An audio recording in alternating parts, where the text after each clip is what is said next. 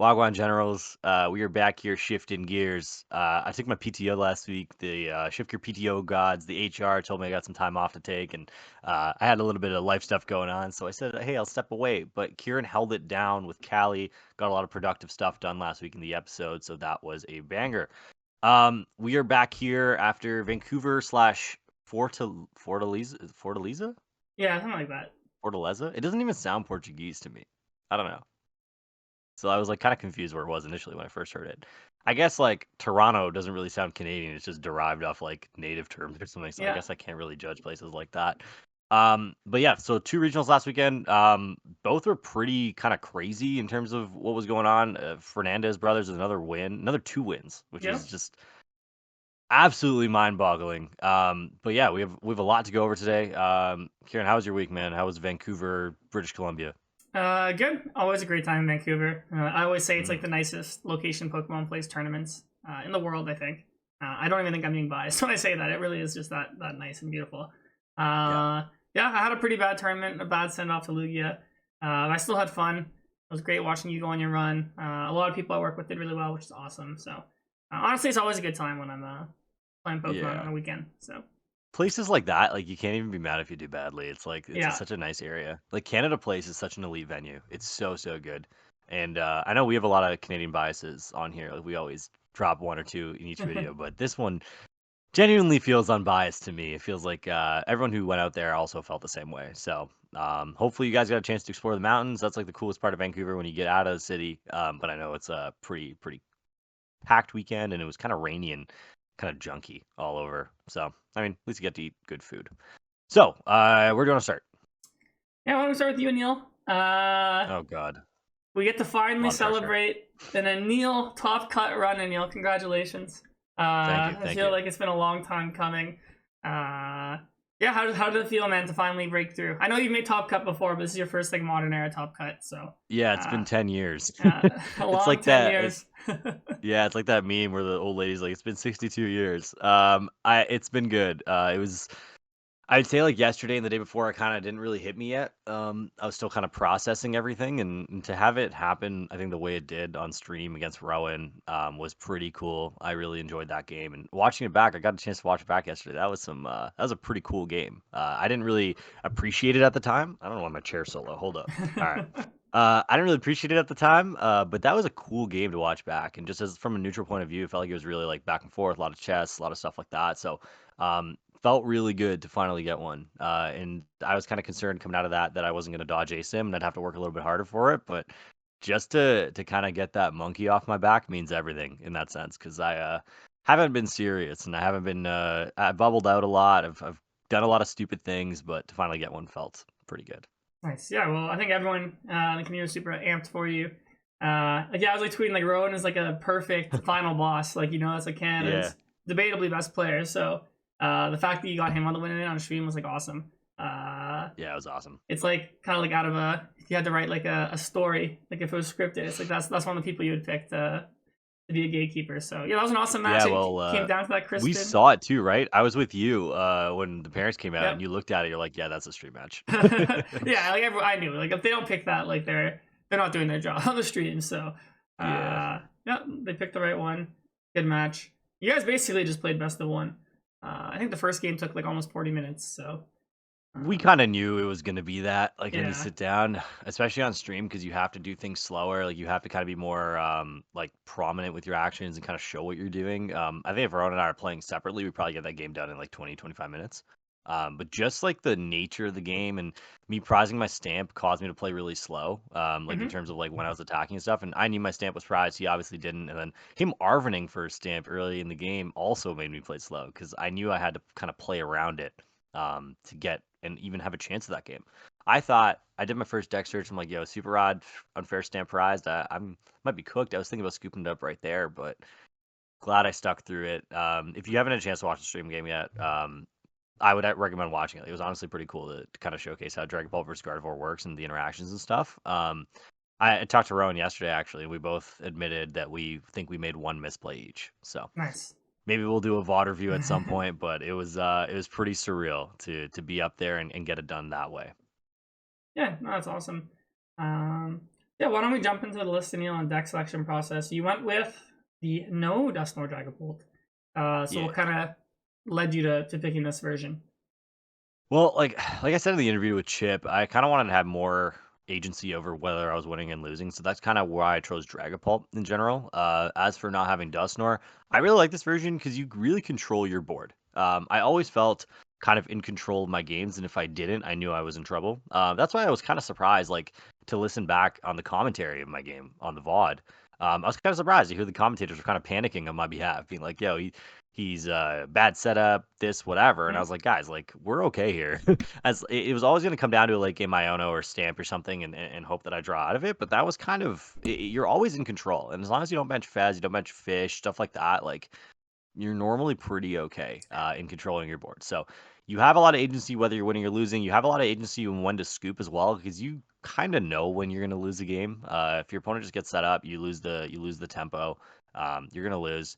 The one thing I'd say about this deck and why a lot of people who pick this up don't like it is you're going to start most games down 4 to 6. Almost every game you're going to start down 2 prizes. And that's okay. That's part of the deck. You want to come back. There is a lot of calculated actions with it. It takes a lot of testing, a lot of brain power, but it is the most like rewarding deck I think I've played in a very long time. Where if I play correctly and I'm locked in, like I know I'm gonna do well with it, and that's kind of what propelled this run. I want to give my early track of the day shout out to "Bike Life" by Popcon, which is a song that we blasted in the hotel room early Sunday morning that got me locked into the 4-0. Listen to the clean version. Don't listen to the other version. Actually, I don't even know if there's a clean version. With these like dance hall songs, you never know because like some of them. Have you ever heard like a dance hall clean version, Ciaran? Clean. I'm sure I have. I just off the top of my head, I can't pull one out. I don't know, man. Like these songs are so vile and so vulgar that sometimes it's like impossible to make a clean version. So it's literally just an instrumental. It is so jokes. But that track kind of got me through the day. I was just playing it at random times. It kind of turned into a meme. So shout out to that song. Got me locked into the 4-0 on day 2. But yeah, a lot of agency with this deck. You have a lot of control, and unfair stamp is a very unfair card. Nice. Yeah, so I guess you kind of obviously took inspiration from the Fernandez brothers list. You cut the clef key. Is that the only change, or was there any other changes? I also play Rare Candy, which is not a card that they had in the second Crispin. Okay. I believe there was one more change as well, but I don't know it off the top of my head. But there's a few different cards in here. I can kind of explain them real quick. The Rare Candy is just you have a chance into like Miraidon and stuff. Obviously it didn't bode me too well in top 8 as I just got ran over by Miraidon. I think my top 8 like entire series lasted about 8 turns. Like Nice. Caleb just sat down. He went first, generator, and just I can't respond to that with his build because you don't play Klefki and you just fall so far behind, even with the Rare Candy and Stamp. Like, there's not a whole lot you can do. So the Candy's kind of to maybe I guess replace the Klefki in a sense. I didn't want to play the Klefki. I wanted to be more aggressive with my Dragapults and have more agency in when I get them out. And like the Rare Candy Dragapult won me so many games over the weekend. It was such a clutch card. So that's kind of why I cut the Klefki. It felt good. I played against 4 Terrapagos Cloth, so I mean, like the Oh my Klefki would have god. been pretty good. Yeah. I was able to beat all 3 out of the 4. The only one I didn't beat was a series where I prized my unfair stamp all 3 games. So I guess I can't really be too mad about that. But yeah, the Marathon matchup felt pretty hopeless anyway, so I was like, I don't really need this Klefki. So we dumped that. We played the second Crispin, which was basically just designed to enable you to monkey more. I found with the normal version that it's tough to have enough turn attaches to get the monkey online. And I guess the Crispin kind of saved my ass at the end there on the stream game. So Yeah. shout out Crispin, bro. It was so funny. Like I put on my Instagram story before I went on stream that like, yeah, I'm going on stream, whatever. So a bunch of like my non-Pokemon friends tuned in. And a bunch of mans just sent me like Crispin at the end of the game. They're like, yo, shout out Crispin. Like these guys who know nothing about Pokemon were like, yo, shout out Crispin. It was so funny. So yeah, shout out Crispin for real. That's my dog. Nice. Yeah. Pretty solid list. I think I mean last week on the pod Callie and I were saying like this is probably the best deck. So good call, good pilot, good result. So yeah, why don't we run through some of your rounds? Maybe I'll pull up Poke data so you can see Sure. Yeah. your opponents. Um My yeah. day 2 was like absolutely. I was just hitting goat after goat. Sometimes that's better though. Sometimes you want that because it really locks you in, right? Yeah. All right, let's go through it, Neil. So you started the day off with what deck is Sure. this? This is Cloth. It's a Hydreigon deck. Oh, actually Hydreigon. Yeah, yeah. So that was honestly kind of a scary matchup for my deck. I don't play Manaphy. So we had to get the wheels turning early there with Hydreigon, but we ended up dealing with that one. That was no problem.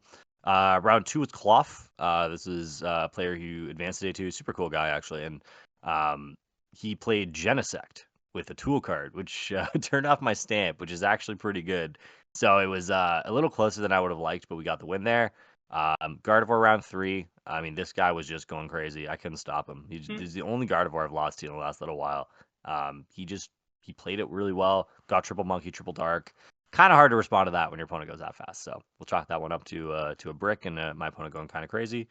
Round 4, I don't even remember what was round 4. Does it have an icon there? I can't It's see it. probably Cloth if it doesn't have an icon, but let's see. Yeah, it was probably Yeah, one of the Cloth. Here you Cloughs. go. Okay. Yeah, so Clough round 4, don't remember it. I don't know. It's probably just a normal game. Against Clough, what my deck wants to do is you're going to fall behind 2 prizes. So you want to evolve your Dracloaks as fast as possible so they can't do the Badoo for 80 thing Yep. on one of your Dracloaks with a boss to kill it. So as soon as you get set up, as long as you survive the donk, and one thing I was doing a lot this weekend, which is like against everything I've ever taught, is I've been putting down 2 basics, Yep. always going second. And like this format just requires you to do it. And since I played 4 Cloth, every single time I'd put down 2 basics. Like if I had like a bear and a fish in my hand, I'm putting them both down. Like I don't care. I'm not losing to a turn 1 donk. And it saved me so many times. So against Cloth, you do have to be wary of that. But if you survive to like turn 3, turn 4, and you're not down like 3 to 6, you're normally pretty okay. So I was able to run through those Cloths.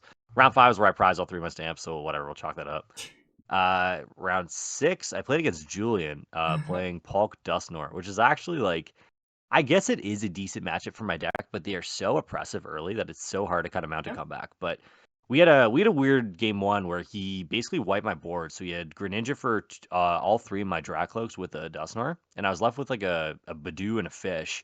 And I was able to win that game just off of the back of going unfair stamp, countercatch or something with no energy, and Badoo until I get back into it because their deck only attaches 1 at a time. Yeah. So that's kind of a line I took into Palkia. I was able to come back and win that game, and he did it again the next game, and I was able to come back again. So like there are things you can do. Manaphy was a card that I had considered putting in the deck, but it didn't really feel like you needed it because you always have this like comeback potential with Unfair Stamp anyway. So if you get board wiped, you can normally make a comeback there. Round 7, I can't see that icon. What is that? Cloth again. More Clough, lovely. Yeah, we just beat Clough. It's all good. I don't even remember what happened. And then round 8, probably Clough again, I think. We don't have this deck list, but probably, I don't know. Okay. Round 8, I think it was Clough. I'm pretty sure it was Clough. So I won that one. I'm pretty sure I 2-0'd that one. Oh, sorry. No, round 8 was Sirledge. It was Oh, Sirledge, which is okay. actually like low-key It's a terrifying little tricky, again. actually, yeah. Yeah, really terrifying for my deck. I kind of got lucky. He DPL'd himself at one point and drew an extra card, so I got kind of lucky in the first game. I ended up having to like Badoo stall him to deck him Nice. out had he not scooped. So I was able to win that, and then yeah, this was a round where I was down paired. I was actually so tired on the day that I was like ready to just take an ID and go on. Bro, if you But ID'd, I would have flamed you thankfully, so hard on this week's episode. exactly, thankfully, I got down paired, so I didn't. So I played the game and I won, so it was fantastic. And then day 2, I hit Ryan Antonucci, obviously very good player. Yeah. Round 1, playing their Goldengo build. Goldengo's not a good matchup for us, but he accidentally drew an extra card off of his initial draw 7, which was like a weird thing I'd never seen before. He drew 8, and then he put his Pokemon down. And he's like, "Wait, I had 8 cards," but he didn't put out his prizes yet. So I was like, "All right, no problem. Like, we'll just call a judge and put it back and restart, right? Like, no big deal." The judges gave him a DPL for that, which I personally did not agree with. I told him to obviously appeal. I tried to decline the penalty. I'm like, this is just stupid. Like, he didn't gain any information. But I guess the issue was he only had 1 basic Pokemon, and we couldn't verify which card it was. Yeah, it's also like So if you draw 7, your hand sucks. It's like, let me just draw another one so I can shuffle it back. So I get why they made him take a yeah, I DPL. guess his hand was gas. I was kind of upset for him in that moment. I was like, this is kind of dumb, but whatever. We ended up winning that game. And then the second game, he kind of just started slow. And my deck, when it goes Rare Candy Dragapult, is pretty fast and pretty oppressive. Just Badoo lock until you get there, and so we were able to win that game. Corey Godfrey, great player. I played him at Worlds a couple years back. He was playing Cloth again, so I guess I hit Holy, so many 5 claws, bro. I Cloths. wish I was hitting these. Yeah, something like that. It was crazy, bro. So many Cloths. And he kind of sat down. He already knew like this matchup kind of sucks, even though I don't play Klefki. So was able to run over that. I played the Canadian GOAT Jack Pitcher round 11. I believe he top forward worlds one year in 2012 seniors. seniors. Yeah, 2012. Yeah, so he was playing Gardevoir, super close game. Came down to a coin flip at the end, basically off of Monkey Dory. Had I not been able to find a switch, thankfully I did. I didn't have to coin flip, and I was able to win that game. And then the stream match against Ciaran. And from there, that's all she wrote. It was a long run. Like it felt like the thing with this deck is like you're playing so slow that every round feels so long. And I think part of it kind of taught me like, hey, I need to lock in and make sure I'm not losing my mental throughout the day. And this run more than anything was important for me, like personally, just to show that I can do it with I can do it with a hard deck. I kind of needed to know that for myself, even though like I knew internally, like, yeah, I can do it.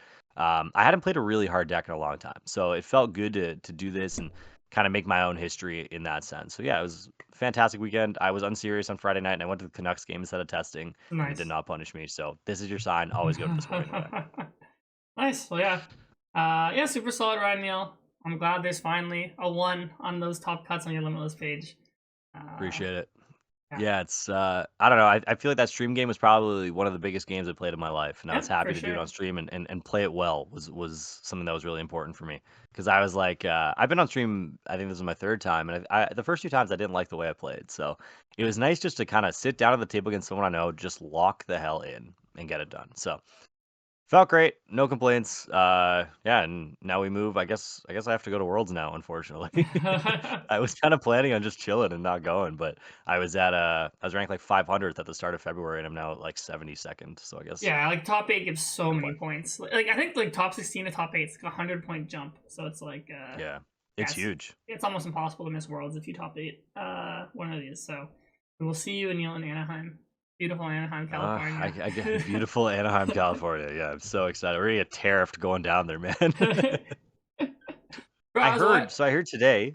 Sorry, you go first. Go ahead. I was gonna say I was watching a TikTok of this girl who like owns a store. She's like, "Oh, MSRP for like booster boxes is gonna be like 260 Canadian or something." I was like, "That's I was just great." gonna say that. Yeah, Yeah, because they're tariffing cards. yeah, that's crazy. So, I mean, I hope y'all had all the signals you need because you're not buying anymore. Like 25% tariff on cards that have already been brought up on MSRP by like 20%. Kind of crazy, man. Kind of crazy. And I don't know where this is going to go, but it can't be good. So I think also like they have to pay tariff because it comes from China, and then they have to pay another one when they ship it to Canada or wherever else in the world. So Oh, really? yeah, But isn't it just off like US goods? So that's not technically a US good? yeah, but they have like the cards are made somewhere else, and then like they're packaged, I think in Canada or not in the US, and then like they send them to Oh. Canada. I'm not 100% sure, but I think that's how it works. I was always under the impression that cards came from the US. I think some of them are made in China though. I don't know. We need a label. Either way, it's gonna go up in price. So we're cooked, bro. We're cooked. That's not we're cooked. Yeah. So it's kind of crazy. We're gonna have to like go down to like regional cities and like go pick up our cards and then come back. Yeah. It's wild, bro. I'm gonna start buying like crazy at those vendors. Yo, vendors, watch out. We're coming, bro. I don't care about 1.4 USD, man. We're buying. I guess like what's it called now? If we win boxes at a tournament, like they're worth more. Yo, you got to bring them home. I destroyed one of mine in transit, bro. I put it in my duffel bag. I don't even know where this thing went, bro. It's like mosh. This thing is destroyed because I like threw it in my. You know when you like win box and you're like, how am I taking this home? I decided just to like throw it in my duffel bag. Yeah. And now it's like so bad that I'm selling it to Endgame Man for a discount so he can rip it. He just wants to open. Nice. Surging Sparks, right? Surging Sparks. Yeah. I had actually like such a good Endgame commercial lined up for me and Rowan, but I wasn't able to see Rowan in time. We're gonna like pretend that we were beefing over Top Deck Crispin, and I was gonna like go to punch him, and then Endgame Man was gonna come out in a shiesty and clock me over the head with a box of Endgames to make sure that I don't punch Rowan, and then we're gonna make up and buy some Endgames and go play. So that might be a future commercial coming soon. You didn't hear that here. Nice. Yeah, speaking of Endgame, I had a fun time this weekend. I was doing Pokemon trivia to give away a box of Endgame. So, yeah, I had lots Were your questions as hard as the ones you give me, or what? There were some hard. Well, depending on how experienced someone was, I gave some hard ones. Like, okay, if you were Canadian, I was giving you some really tough. I gave one to Aaron Rosbicki. I gave him give me 7 people who've gotten second at Canadian Nationals. Bro, what the hell? But he's been playing a long time, so he could have got it. I think he was too short. But Uh, 7 Canadian nationals, like nationals stopped existing in like 2016, yeah, didn't I it? know, but he's been playing for so long that he could get it. So you're dating this boy back to like 2008. That's Yeah. crazy, bro. Uh, some people I would just be like, what year was Worlds in Vancouver? I did like give me Mm. 5 Canadians who have made top cut at Worlds. I did give me 6 Canadians who have top cut in IC. They're all most of them are Canadian themed questions. Mm. I did one where it was like give me like 2 tag teams that have like not fully evolved Pokemon. Now I'm thinking. Yeah. Reshiram and Zekrom, that's well, one. well, Reshiram and Zekrom. What? That are I mean, not fully no, but evolved. like, I mean, like if it's like a basic that doesn't evolve, that doesn't count. Like, for example, like Torchic Oh. would count. Like, Oh, okay. So like Venusaur and Snivy and Charizard and Bryson. yeah, exactly, yeah. That would be Okay. an I example. got you. I got you. I would just At ask the least I can get person, one I'm of these like, triggers. how long have you been playing? And then I'd be like, okay, like I'll give you a question based on that. And did anyone get like upset when they couldn't get a free pack of endgames because you No, gave them a hard ass question? bro, I was very Surprise. lenient. If it was too hard, I gave them another one. But Okay. uh, All right. You're so making sure that the endgames were well distributed. yeah, so Doing the community. yeah, so it was fun. So maybe I'll do that again in another tournament. Yeah, bro. Vancouver is the spot. It's such a Yeah, fun city. So yeah, much like tomfoolery to do. All yeah. right. Well, let's go over the rest of the tournament then. Let's kind of see where everything landed. Yeah, so I mean, Hedrick won with the other version of Dragapult. Down our boy Lucas Singh in the finals. Honestly, like his list is nothing special. Like not in a like bad way. It's just like pretty standard Yeah. Dragapult Dusknoir. Obviously piloted by one of the best players in the world. Not too surprising to see him come with the dub. The finals was really good. I think Lucas had game 2 in a winning position. I think he kind of messed up a little bit. And then game 3 he just couldn't get going. But it was a really good finals match. I feel like we've had a lot of bad ones, like especially EUIC, for example, recently. So to go full 3 games where it was close, it was really awesome to watch. Yeah, I mean, Yeah, like I gotta go back and Dragapult's watch this. S tier deck, S tier player, not a surprising dub. We talked about Lucas because Golden Go, him and his group did really well at EUIC. They ran it back with some innovations. The 2-1 is they played the 1 prize Golden Go, the Strike This It is super Rich. cool. So the idea is with Golden Go is like if you want to take a 1 prize knockout with the EX, you kind of open yourself up to your opponent getting a 2/2/2 prize trade. So you attack with this guy, take 1, and then now your next prize could be with the Golden Go EX or this guy again. They played a switch to get him out of the active. And they also played Spiritomb. This is really good against Lugia to block Weirdeer. That's also just good against like some other decks. Like I guess you play any controls. But Lucas pulled off a sick play in top 4 against Roaring Moon where it was poison, just had 210 because of Pekron EX, and he went like Roxanne, fade out, and die from poison. Your opponent doesn't fez, and he won. So that was really really cool play that he pulled off. They added Roxanne. I don't know if that was in the UIC build. It seemed pretty good. No, I think Roxanne was new. Yeah, it seemed pretty good from the games I was watching. So yeah, good to see like they basically took a deck that everyone knew already was good. The cat was out of the bag, and they just innovated some more for the expected metagame, and paid off. Lucas, I really like the I'm like resident like Tomb guy. I know I always like talk about Tomb and everyone's like, yo, shut up, man. But I think Tomb was so good this weekend. Like it's such a good card. It even stops it stops my deck too, right? Like we are so reliant on Lance and on Fish. And like if we can't find it, you just kind of destroy our deck. And like this 160 HP random Tomb sitting on the bench does so much work into these matchups. So I'll give it a 1-2 shout out to Tomb. That's the dog. Yeah, and I guess too, it's like kind of like a not a shield, but like if your opponent's like Phantom Diving a Spiritomb, they're not Phantom Diving another Golden Go or something. Not that big deal. And like the baby Golden Go is so good in a mirror, so they knew what they were kind of getting into.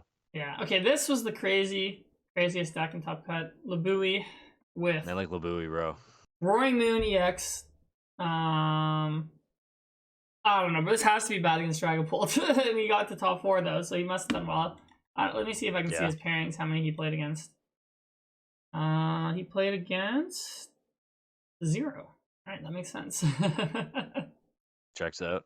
Me too, though. I didn't hit a single one. Like there was a lot of weird. Oh like, no, he played against some. Never mind, I'm lying. Okay, just for whatever reason, PokéData doesn't classify these properly. I don't know why they don't. So one Noah with Noah playing. Yeah, okay, he lost to Dragapult. Okay. Yeah, I don't know why they had to substitute dolls here. Okay, he played against 2, so he went 1-1. So, yeah, I mean, like we haven't seen this deck in a while.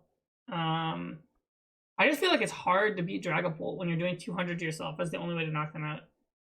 I guess you have single prize attackers to try and help you at the start of the game, but it just feels like if Dragapult gets set up, like I just feel like it's so hard to win. You have like, yeah, there's like there's no line that feels good, right? Yeah. I think the one thing you can do is you can pick off like the fish and like the fez and stuff if they go Yeah. and bench it for you. And the penny's pretty cool too, where you say like deal with this right now, or basically I'm gonna scoop this up. And like the Yeah. thing is too, like if you're hitting 200 to yourself in the active, you still require your opponent to get a counter catcher for this to be like full value. Yeah. So yeah, I agree with you. I think the matchup is probably terrible. But I don't think it's unwinnable. I'd be lying if I said I was I don't know, like with a good player like Lugia, you never know, right? Like you never know what kind of text they have in their deck, and like at the time, you don't see his lists. You don't know about the penny, you don't know about the four catchers. Like this is a very, very cool deck, and he's such a good player that it makes sense that he did well with this. That being said, I'd be lying if I said I wasn't hoping to hit this in top 8 because this Yeah. is definitely a pretty decent matchup. This feels like a player diff because this deck is also really bad in Lugia. So Yeah, huge player diff. yeah. Caleb got top 4 with Miraidon. I mean, it's Miraidon. Secret Box. I know Azul was playing and hyping up the Prime Catcher build. Caleb went back to the Secret Box build. Yeah, it's Miraidon. Prime Catcher is really good into like if you expect a lot of Miraidon Mirror, right? Where this event, like Miraidon's kind of on the downswing. So Yeah. I mean, yeah, it's fine. Probably better to play Secret Box. It's probably just like better for your deck overall too. More consistent. I think Azul made top 32. I think he played Miraidon again. Let's see. He played Prime Catcher, so we played Canceling Cloud. Interesting. And Defiance Band. Yeah. Cool. Trevor Reed, another Canadian goat. He also played Golden Hill with the Spiritomb. Didn't have the Strike It Rich or the Roxanne, but this is more akin to what we saw from like Lucas and his group in UIC. Yeah, solid deck. I love the player. double dark, double water, man. It's so good because like the double water, you just sit there and mirror and just manually attach a Greninja and say do something about it, bud. Yeah, I guess it's not as good this weekend since people were playing Baby Golden Go, but like at UIC, like double water, I can see why they went so far, all of them, because like the double water is so tricky into mirror. Like there's not much you can really do as an opposing Golden Go player to deal with that. And then you have the double dark for Monkey Dory, which just helps so much against Dragapult. Because anytime they put down Monkey Dory dark, like I as a Dragapult player need to kill that thing like ASAP. Yeah. Otherwise, I can't win the game. No, so definitely super solid. Hiroshi, a player from Japan with the Arcalodon. Pretty similar to a lot of those we've been seeing. The 1/1 Dalga. There's the Black Belt, Thornton, Sweep Up Cyclone. Triple Jammer. Yeah, it's just Arcalodon. I don't think Arcalodon is that well positioned. I know Lucas like absolutely farmed this in top 8 because it can't be Golden Go if they set up. So yeah, I mean Arcalodon, solid deck. One snuck into top 8. I don't really have this list is not. I'm sure like special. I think. Yeah, and I'm sure you can probably luck your way through some matchups with Arch and kind of get your way through that way. Like even like for mine and for some of the other players we're looking at, like yeah, we lucked through our matchups a little bit, right? Like you got to get a little lucky, especially these like 12 round events where you don't need to be that lucky for that long. Like yeah, like look at that triple Lugia day 1, pretty good. Nice. Tied Trevor, which is interesting. Yeah, I think I was watching. I think Trevor like bricked one of the games, and I think there might have been a little slower pace of play in the other games, but stuff going on. Yeah. All right. Abon got top 8 with Pidgeot. I think Abon also got top 8 at San Antonio with Pidgeot. So I don't know. It's just Pidgeot crazy deck. I think this is more leaning into Snorlax. There's 2 Snorlax here. We have the double Milotics. So this one is obviously I think for Gardevoir. You know, you block Turo. Because that's the only way to get out of the active, right? If you can trap like a Badoo or something. I guess they don't play Badoo. If you just trap something that's like not good at attacking. And then you have the Milotic EX for the new Dragapult matchup. Yeah, there's Badoo in this now, an item lock. 2 flutes in there. It's pretty interesting. The Milotics are so gross, man. Yeah. You have that 1 TME though, so that you don't get this like phantom dived off the board. If your opponent gets a really good setup. Hey guys, you all better get used to seeing Milotic, man. This card is the real deal post rotation, for real. Like how much is the illustration rare? A lot. Yeah, something like that. 200 something. Yeah. Even the normal one It's looks pretty beautiful though. cool. Yeah. Yeah. I think this is my favorite like base EX that I've seen so I far. Like think so just too. Yeah. yeah, just my loading, like just the Pokemon itself. It's like it's hard to kind of make this ugly. It's just a Yeah. beautiful Pokemon. Yeah. It's a So cool design. this card's already up, man. This card's already up at about $6 if I remember correctly. So people are seeing the hype. Yeah, I'm alright. I'm glad I have a couple then. This Yeah, you're card gonna get also the tariffed. stocks are gonna be going up. Yeah, Uh, yo, we gotta everyone get your Ogremons, bro. I've been telling y'all for all of like a them year, except the get your fire one. Ogremons. Even the fire one, who cares? Get that too. I Yeah. played against an Arc Charcadet, or sorry, Arc Armarouge is what I'm trying to say. Paradox is gonna go crazy. Paradox the only comments every week he's about Arc Armarouge. He's gonna go crazy after I Yeah. say this, but I played one of those and he played Firemon Ogremon, bro. I don't even know what the card does. I had to like That's read like it. I was like, 280 what or is something, this? right? Yeah, yo, it was crazy. Man, like Firemon Ogremon. Buy your Ogremons, people. Nice. Buy them. All right, the other big surprise of the weekend, Labella throwing it back to his trusty Regidrago V-Star deck. Honestly, like he built it like a old school Regidrago V-Star. There's like not even Cleffa in here. Yeah. I guess Latios and I guess Turo are the like maybe newer adaptations. Yeah, I know we've been saying a little bit that Regidrago is probably not dead. We saw 2 get top 32 at UIC, and Labella's obviously very good at this deck, so yeah, he got to the ASIM round with this. I don't remember who he lost to. He lost to Edric, okay. Oh, I'm kind of surprised. I feel like this deck is probably good into Dragapult, but I would think that too. yeah, so I, I don't know, I cool to would. I see. haven't been able to talk to him about his deck, but I'd be very curious as to like how does he deal with Badoo? Is it just like are you just manually attaching to Ogremon turn one? Yeah, you can like either like yeah, because you're gonna go first like blind, so like I guess you just like Shield Dance attached. Next turn you can Myriad Leaf Shower, or if you get an E-Switch turn 1, like you can even Dragon Laser. And then you play Latios, Yeah. so like nothing's getting stuck. So, there's a Should Turo play in here too. what's that card? That card that just like adds 10, like Vitality Band or whatever. Yeah, Play Vitality Band and just motivate through all these Badoos, bro. I would be kind of hyped It's if you kind could of draw that. that's what I'm saying. You discard all your energies with the Squawk, then you motivate through the Badoos while setting up your benchmans. I think I'm onto something here. That could be hype, Anil. If you're anyone going to Stockholm, try that out. Yeah, bro. I'm gonna book a flight to Stockholm just so I can do that. Yeah, other rest of the ASIN, there's 2 Lugias, so Joe. I'm gonna be honest, whenever I see 2 research, I cringe a little bit. But he had Serena and Carmine, so I also cringe when I see Carmine. So at least he had 4 kind of draw effects. Rocking the Radzard, which I was kind of hyping up a little bit this weekend. Radzard just makes your Golden Go matchup like almost unlosable, and it makes your Bridge matchup look a lot better. So cool to see the Radzard in there, and also he kept the Bloodmoon, which I did not like when people were cutting Bloodmoon when they added Radzard. So no Deer either, which that's my favorite card. But yeah, more teched out Lugia list, and then What's that Madagascar meme with the penguins where they just go just smile and wave, boys? That's Madagascar, right? yeah, it That's is. like me anytime you're talking about Lugia. I'm just like sitting here, I'm like, yeah, yeah, yeah. Whatever you say, bro, I believe it. You can say you could tell me the most like just bootleg thing and I'd probably believe it. Nice. We had Salmon here. He was playing Snorlax top 8 of San Antonio, got to ace him with Lugia. He was actually messaging me a lot during the week. This is the list I played actually to Vancouver as well. I think a lot of people played it here. Some of these people are either in my like indeed bear mans have played this list. Some of them are either like in my Metaply group or like from my guide or like my friends. So lots of people on this list. I was sad my name wasn't on there too. But yeah, this is like how I like to play Lugia. Nice and clean. There's no tech cards. Consistent, get set up, rely on the power of the deck. So awesome to see Summit go on a run with it. And the last ASIM was Makani with Gardevoir. He played Badoo, which we haven't seen in a while, in Guardy with the Aroma build and Klefki. So more versatile when you go first. You can just throw that Klefki up in the active. Then you have Badoo. You don't need to TM Evo because then you can just turn to Hyper Aroma. So honestly, lots of unique. Radiant Alakazam. Oh, and the Radiant Alakazam. Actually, yeah, you're right. Yeah.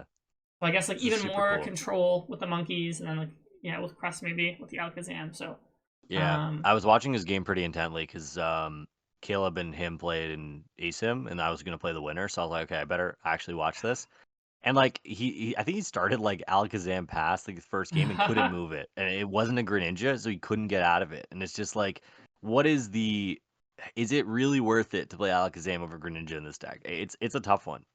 Nice. I don't know. It's tough. I don't know. I mean, I haven't played any games because I'm Gardevoir, so I can't give you guys an informed opinion. But it's Fair cool. enough. I mean, we had a pretty diverse top cut. Some cool builds of decks. Like look at the statistics of day 2. I mean, I think some of the decks we expected did well. I think the Golden Goat maybe overperformed a little bit. It was also really high day 1. It was 9.5%. I don't think I predicted 9.5% for Golden Go. But it's gone up quite a bit. People like, I don't know. It's one of those things where like the Pokemon's popular, the deck's pretty, like it's fun. You're just blowing stuff up. Like, yeah, it makes sense. Yeah, good conversion day 2. Lost Box actually had a really good conversion as well, 7.3%. I know a couple of people in the top 32. Simon the Wong, Canadian legend, also there. Shout out Simon, bro. Shout out Simon for real. Yeah. So yeah, cool. There's a Reggie's. Did I look at that? Yo, look at the bottom. Oh, 1 Reggie's. Yo, that's crazy. Yo, I need to see that list. Right. What's going on here? Triple Cipher. We got 2 Pikachus going on. Got a Luminous. All right. Shout out Reggie's. I can always respect a good Regigigas deck when I see one. I cannot, bro. I faced that at USC to knock me out. I'm like, why am I playing against Reggie's? It is a... I guess it just has bad memories for you, but it's a cool deck. No, it is a cool deck. So yeah, that's the Vancouver. And I have to give a shout out in the junior division to Jack Courtney. This is his 3rd ever regional. His 2nd top cut with Snorlax. Okay. So big shout out to Jack with the Snorlax. And Anil, I was actually talking to him. He was listening to a Shift Gear episode like a month ago. I was looking forward to this part of the episode. So yes, please lay it on me. He heard you trashing Snorlax, and he turned off the Shift Gear, Anil. He was very upset with Snorlax. So Jack sent me a video that he wanted me to play for you, okay? I'm so excited. All right, let's go. I gotta pull it up here. You good? All right. What do you think of Snorlax now? Congrats, Anil. He's flexing on you with the top 8 mat and the Snorlax, Anil. Pretty good. Proving you wrong, Anil. Snorlax S tier for Jack. So. All right, I'll firm that. I'll firm the L on that one. Nice. He basically just told me to hold that, which I respect. I would like to ask when I said whatever I said, because I want to go back and watch it, because I try not to say anything super polarizing on here, just in case people actually do get offended and like turn off the Shift Gear. So like, I personally am a little surprised that I said something so foul that this guy turned it off. But I mean, like, shout out to you, I guess. You just told me to hold that, and I will hold my L and move on. I don't actually think you said anything too bad, Anil. I don't think I did. Either, Jack is just a proud Snorlax enjoyer, so. Hey, you gotta go for what you believe in, right? And yes. I respect that. I'm pretty sure you've dogged Snorlax on here a few times too, so I don't know, man.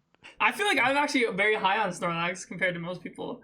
Whenever we do, I think it's good too, but like I think it's good, but not fun. So I think it's kind of, I don't know, somewhere in that realm. I think I always just say it's like it's a ultimate like make day 2 deck, and it's really good in juniors and seniors because like the kids have trouble playing it sometimes. I'm pretty sure there's a couple in seniors too that. Maybe let's see this senior. This time no, but normally there are. There were a couple in ASIM. I know that for sure. Oh, maybe not. ASIM, because it goes down to ASIM. Yeah. Maybe it was 16. Actually, Jack he was telling me he had a mirror match on his winning in against Snorlax, and he won by going like Zerozix, Machination, Iono, then like decking the other kid out. Oh yeah, because they don't like neither of them play Pidgeot, right? No. Oh god. So that was funny. Sounds like a blast. Yeah. Also I want to shout out Sunny for making his first day 2. I wasn't proud that you ID'd the last round, Sunny, but you needed that first day 2. So next time I want to see you playing. How did he finish? I think he like tied like 3 times like day 2. Yeah. So top 256 with Cerulege. Brilliant blender, all that. That's the dog, man. Shout out Sunny. That's the dog. Yeah. Big performance. Also, Neil, I'm supposed to be shouting out Mr. Mime. Just shout out Mr. Mime. Someone give me any context. Someone just came up to me and said, "Can you shout out Mr. Mime on the podcast?" So I'm like, "Sure, shout out Mr. Mime." All right, man. Like, shout out Mr. Mime, I guess. I don't know what we're shouting out Mr. Mime for, but yo, one time, I don't know, man. Mr. Mime's just creepy to me. I just don't like it. It is. Yeah. It's very weird. Shout out to that person. All right, let's go over quickly now the regional in Brazil in Fortaleza. Fortaleza. I have big shout outs for this one too. Okay, well we'll start at the top. We had Vinny and Gabrielle taking first place.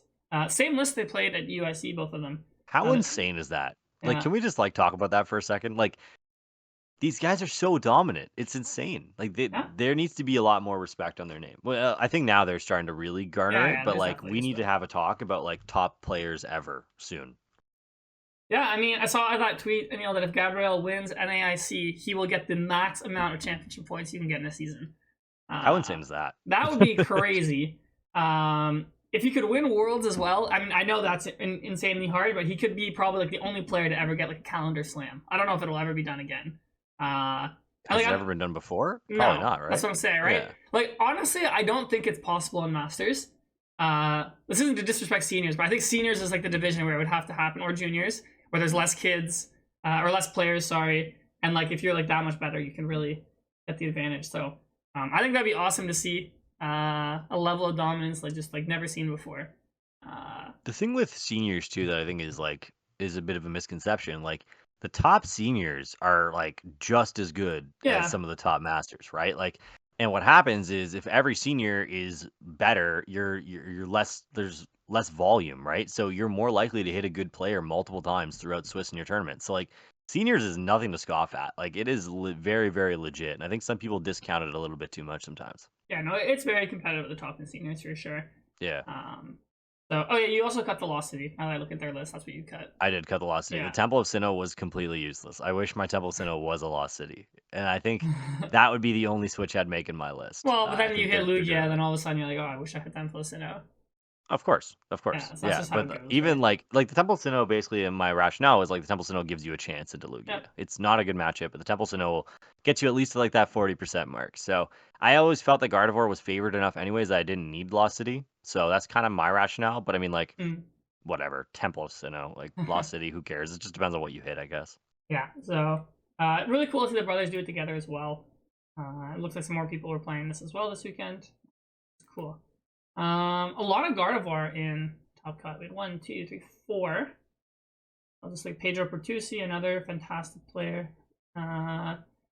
Stamp. I think Stamp definitely got a resurgence at the end of this format. I think people realize just how good it is, especially against like Dragapult and Gardevoir decks. If you can take out their draw the same turn you Stamp.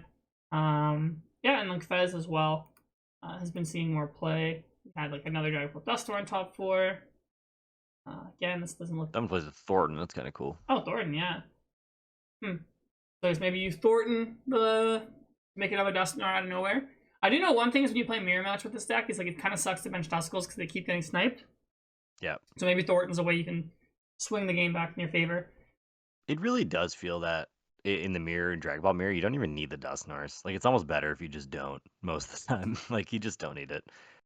So I guess like the Thornton is cute. I wonder if it had like some other applications in this person's mind. I'm sure there's multiple ways you can kind of deal with this. Like, one of them too is like kind of serves as a switch in case your Alakazam gets bossed. So I guess a lot of cool things you can do with Thornton. I think the card we'll be most sad to see leave when rotation comes is Thornton or Lance. Like, Lance is going to suck losing for this deck, so we'll see where it goes. This build doesn't play Turo, they put Thornton instead. I feel like Turo's a very powerful card in this deck, so yeah, but cool to see some innovation.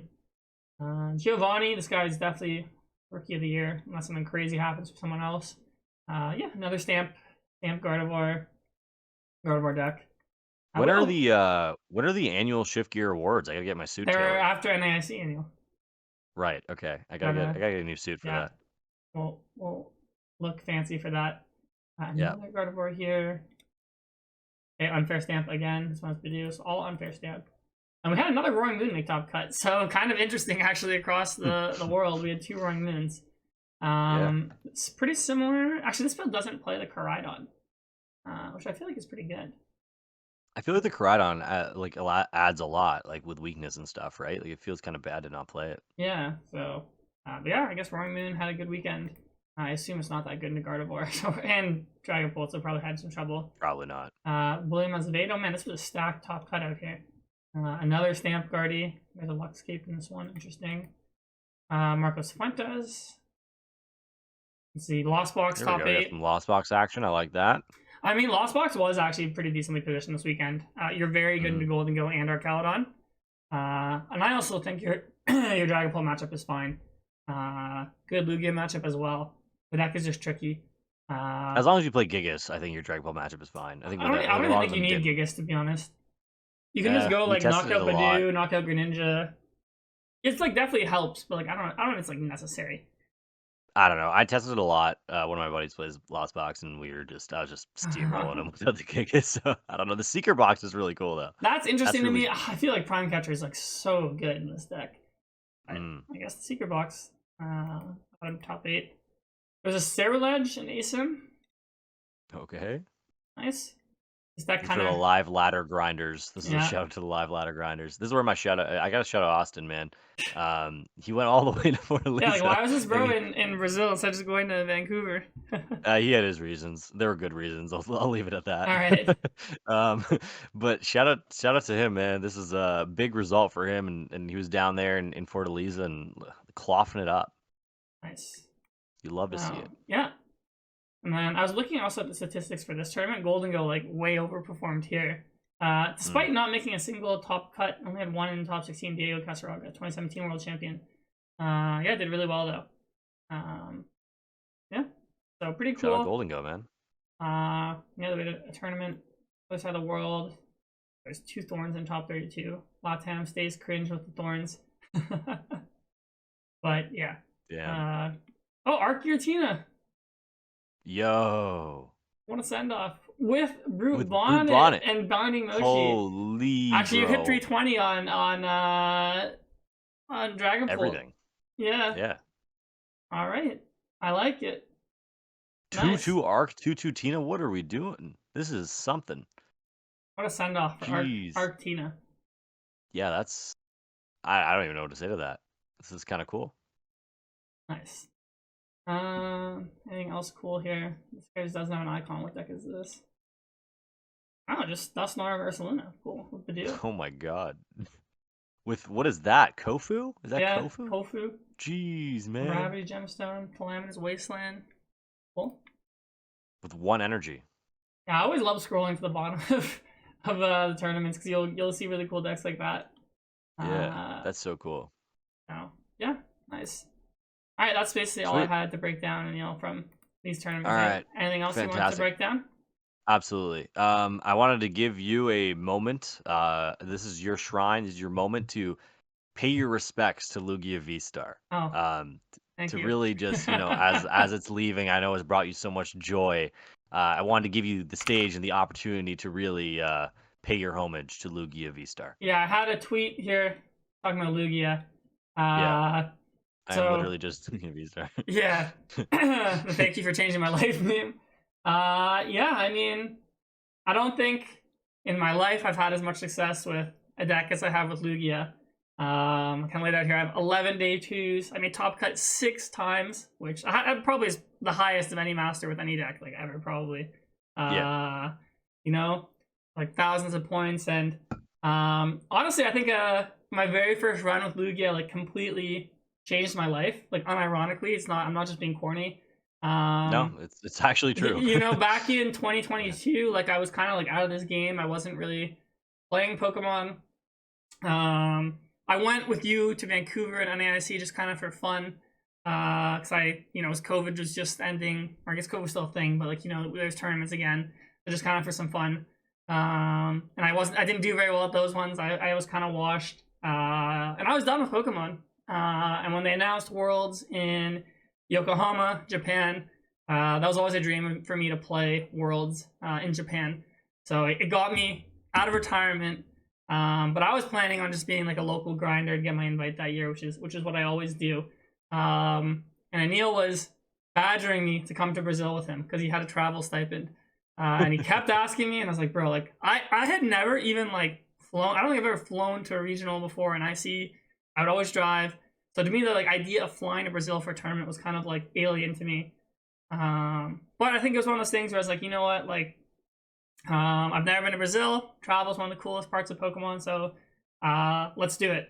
So I flew to Brazil, and I wasn't really that well tested. I remember I had Reggie Gigas submitted originally, and the night before, I took a shower. The shower pressure was like life changing. Be like, you gotta play Lugia and V-Star. That thing, I think, forget Lugia. I think that shower pressure changed your life.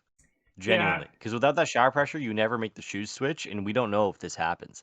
I remember you getting on the plane. We were chilling at the Amex lounge in like Pearson or something, and you like bring out these like 5 deck boxes filled with these like min rarity cards you bought from like 401 games. No, You're I like, bought it look, from bro, I'm Manta ready. Trading, bro. Manta Oh, from Trading. Manta Shout Trading. out Manta You're like, Trading.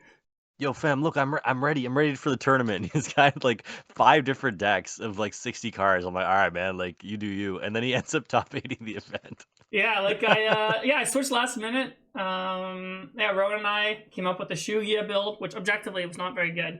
I basically had like almost no practice on the deck. I started really poorly. I think I started like 2-2-1 or 3-2-1. And then, I won 3 in a row. Day 2, I went 5-0-1. Just one of the most improbable top cut runs I think of my life. And I made top 8 of that tournament. I kind of burst in top 8, but I was just like happy to be there type of thing. And like honestly, like back at that time in my life, I feel like I was kind of going through a rough patch. Like it was COVID. I like just graduated. My life plans kind of got disrupted by COVID, which I don't think is unique to me. I think that happened to a lot of people. And I always say like I'm not a very spiritual person, but it really felt like the universe knew I needed a win. And it like gave me that weekend. And then the very next weekend, I got top 4 at Toronto with Lugia back to back. And I think I kind of cemented myself as like, all right, like I'm back, right? Like I'm making my name for myself again. Because if you played back in the day, you probably knew who I was, but probably when I top cut like LASC, like who is this dude? So from there, after Toronto, because I had the travel stipend after LASC to go to OCIC, but I'm like, there's no way I'm going to Australia. That's so far. I have a job, like I can't do that. But after Toronto regionals, it's like all of a sudden like it's very much in the cards that I'm like gonna go for a top 16 run if I want to do it. I think after that weekend, I was ranked like I was probably like top 4 or 5 people in Aneil. And I said, you know what? Like I talked with my job. Like, can I work remote in Australia? They're like, sure. I'm like, all right, you know what? We're going for it. And it started me down the path of, going to all these tournaments. I got top cut again at Vancouver with Lugia that year. I think just really like got my love for Pokemon back. Just in terms of playing, competing, just being part of the community. So yeah, I mean like that, and then obviously where I am now, or Pokemon, I quit my job back in September to do Pokemon full time. So if you would have told me on the plane, Anil, to LAIC where I would be right now in my life, I don't think I would believe you. And it all really started because of Lugia in that tournament. So Lugia will always have a special place in my heart. Obviously, I put it away for a while. Then this season, I had that crazy start of the year where I went like second Baltimore, top 8 Louisville, into top cut Toronto, or like ASIM cut Toronto. And yeah, I think like if you think of Ciaran, you probably think of Lugia V-Star. So it's sad to see Lugia go. At the same time, I'm a little bit relieved because I feel like I've kind of been like shackled to playing Lugia the whole year. So I'm excited to try some new decks, but yeah, Lugia will always be super special to me. And I'm sure like having a story like this isn't just unique to me. I'm sure a lot of people I know like were sharing their experience with Lugia. Like one of the moms of a kid I coach was kind of sharing like how her son was playing Lugia, and like a lot of kids I coach play Lugia as well. And so I've met a lot of people through that as well. So it's just kind of cool how Pokemon's more than just a game, right? Like it really can have an effect on you and really, really change your life. So I'm super grateful Pokemon's been in my life. When I was a kid, just having like a community of people who like the same thing as me, since it wasn't really like popular at school or anything. And now it's just kind of given me kind of the platform I have now, and just my career. Like I love working with all the kids I work with. I love making content with you and just on my YouTube, like teaching. So that was a bit of a rant, but hopefully you guys enjoyed my story about why Lugia V-Star means so much to me, and why this meme is actually very accurate. Lugia V-Star, thank you for changing my life. All right, I have 3 things to say about this. First of all, somebody better clip that and put it on Twitter. That was jokes. That was like a 4-minute obituary for Lugia V-Star. Second of all, that was incredible glazing of Lugia. That's fantastic. And third of all, Lugia V-Star actually is the only reason we have this podcast. If you go back in time, right? Like if you don't play this deck, you don't do well, you never come back, this podcast never exists. So shout out Lugia V-Star. I personally, and I know like you're supposed to, you know, when you like one of your buddies has like a girlfriend and you're forced just to like her because your buddy's dating her. That's kind of what this is. This is kind of like I don't like Lugia V Star. I actually hate Lugia V Star, but like I'll allow it just because you like Lugia V Star, and Lugia V Star is the reason why this podcast exists. So shout out Lugia V Star. We'll have like a full like maybe we'll do like a full post rotation like RIP episode or just like glaze every card. And all right, that's next week. We're gonna do that actually. That's a great idea. But yes, great tribute to Lugia V Star. What are you gonna do with your 3 copies of Lugia V Star? Do you have any special plans? Yeah, so I have all my top cut mats, and I've been waiting. What I'm gonna do is I'm gonna frame them all together, and I'm gonna put the cards from each of them. So obviously like the Lugias and the Arceus will be front and center, but like for example, like I have the trekking shoes from the Shugia, like that's gonna go in front of the LASC mat. Like I'm sure I'll put Chinchino in front of the Baltimore one or something. I'll put the Weird Ear in there somewhere. Like all my favorite cards. Snorlax used to be one of my favorite cards when I played Lugia, so that'll be in there.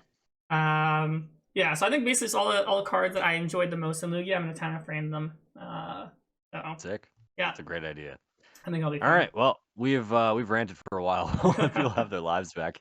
Well, all right. Next week we're doing that then. It's going to be the RIP post rotation episode. We'll go through all the cards and kind of give our thoughts and Well, there's still stock how we coming felt out. about them. Isn't that next weekend though? Like this weekend coming up? Are you sure? I thought it was. Is it not? Wait, let's do it quick. I want to do this episode now. I'll be really upset if this. Oh, we'll do if it for Strava sure. I listens. just don't know if it's next week's episode. I don't want to mislead the people. people. No, next week, this weekend coming up isn't stock. Damn it, man. Damn it. We All can right, still, we we'll can wait still 1 do it. week. We can still do it if you want. Then the week after, well, actually, yeah, because the week after can be post rotation stuff. All right, we'll determine. Next week might be All right. a memorial episode for a lot of. You gotta like, you gotta like get in your bag when you're filming, right? Like you need to be passionate about what it is. Maybe we pre-film it while like the juices are flowing, while we're passionate about the RIP episode, and then we can air it whenever we want to. Nice. Yeah, we Maybe could we'll do do that. Yeah, we can separate. All right. Well, either way, I hope someone clips that Ciaran rant. That was legendary. I do want to eventually go over the VOD with Rowan, so maybe I'll put in a little shift gear short at some point this week where we go over that real quick. I don't know. We got plans. So much to do. Not enough time, but we'll figure it out. To all of you, thank you for being here. Thank you so much for supporting me. Personally, I felt that this weekend big time. So many of you Shift Gear listeners messaged me personally or gave me a little congrats here and there. And while top 8 is really nice to get off my back, still got a lot more to go. But I really appreciate everyone supporting me and Ciaran always being in my corner. Watching that stream game, I saw you were pretty hyped up when I won. So I appreciate that as always. And yeah, we're looking forward to making more Shift Gear next week and for the foreseeable future till we get bored of this, which I don't know when that'll be if we lasted a year and a half. So, all right. Anything else, Ciaran? We good to sign off? No, good to sign off. Thanks for listening, guys. Sick. Thanks everyone for being here. We'll see you next week. Peace. Later.